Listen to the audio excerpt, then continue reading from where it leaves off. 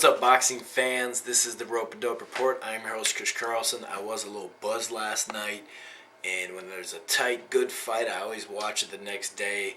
Sometimes I'll have a buddy getting off work. We'll watch it again that same night. I wanted to sober up a little bit, take a day off, and watch it. So I did. I'm going to go straight scorecards, okay? Before I get into the scorecard, though, when people say that Paul Malignaggi got robbed, I think some people will just say it like, "Oh no, man, he got robbed. I think he won the fight." That's cool if you deliver the line like, "No, he got robbed." Like that's how you say it. Now, if you're saying robbery, this is the worst robbery. No, it's the worst scorecard robbery. If it's a tight fight, you can't call it a crazy robbery. You can't just go, "Oh my God, robbery." 118-110 and 116-112 is a scorecard robbery. I completely agree with you. But for those who had Malignaggi winning 9-3, I even saw some 10-2s, and in my opinion, even 8-4. They need to either rewatch it or maybe, we see different things. Sometimes speed, we'll talk about Malignaggi and his style. Speed, okay? Sometimes that's tough to tell if he's actually hitting the person or hitting the gloves or hitting the actual, the face, okay? It's tough because he's very fast, okay? That's tough. His movement was great. He looked like the old Paul Malignaggi. I love it. I picked against him. Most people did. Future Boxer, nice. And there's a couple other people that commented on my video before the pre-fight breakdown. Props to you guys, okay? He came out and fought great. And he said he wasn't going to get a fight. I disagree. Off his performance and the fact that he can't knock people out, he will get more fights at that 140, getting to be a deep division now. So I think he's going to be okay with that performance. And his defense, his movements, his 1-2. His 1-2, I will say this, though. Through 7 rounds, and I want to make sure, he threw 402 jabs. Now that's great, but he landed 16% of them, okay? So that's 1 in 4. So here's the deal when you come to scoring. Some people do 9-9 rounds and nothing happens. Some people do 10-10 rounds. If both fighters were active and it was a tie round but nobody had it. Some people have to do 10-9s. I do tie rounds, okay? I had a tie round the second time. I had 2 tie rounds last night and I only had 1 now, okay? But let's talk about the jab. I love the jab. Vladimir Klitschko, Kelly Pavlik, a lot of people use the jab. It's a great weapon, okay? But if 1 out of 4 or 1 out of 5 is landing clearly, then you have to, that's being busy, but it's still landing 1 shot at a time and moving. So if you throw one kind of glancing, and then hit it, and then hit, so that's 4 jabs right there, and that last one just hit the gloves. Didn't land clear, 1 out of 4, and then you're gone.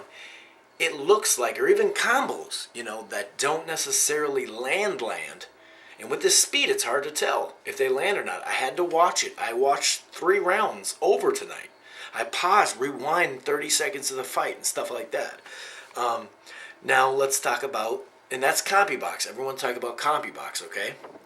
Overall, he threw 949, Paulie Malignaggi. He landed 20%, 191, okay?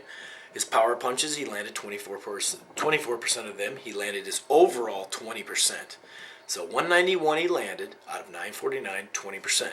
Now Diaz landed 27%, a higher percentage. He landed 178, which 191, 178 isn't that far, and he threw 663, so he had a higher landing percentage. And the reason why I bring this up is because we all know with CompuBox stats that body blows do not get counted. I would say at least 1, 2, 3, up to 3 to 4 body blows around don't get counted. But just for argument's sake, I'll say 1 or 2. So let's say 2. Times that by 12, and you got 24 punches. Okay? Now all of a sudden that 178, 191 is a lot closer. And in fact, it pushes Diaz over for landing more and being more accurate. Into the 5th round, CompuBox showed he only landed 9 body punches. And 5 of them were in the 5th round, that last round.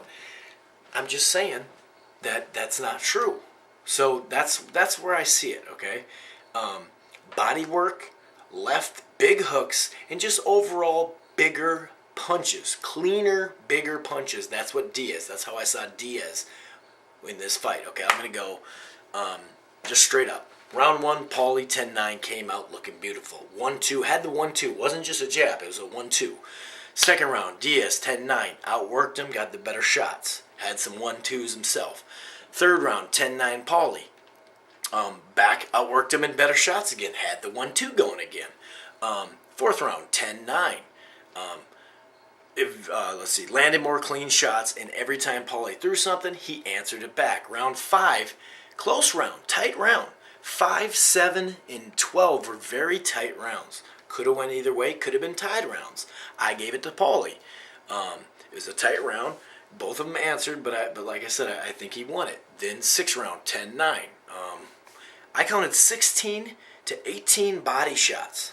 Okay, it was a tight round, but I counted 16 body shots, 18 body shots from Diaz. Okay, and these are lands, and I know not every body shot lands. If you throw a body shot and someone blocks it with their elbow, that's not a land. I understand that, okay? That's a tied round after 6, okay? Then I gave Diaz the 7th.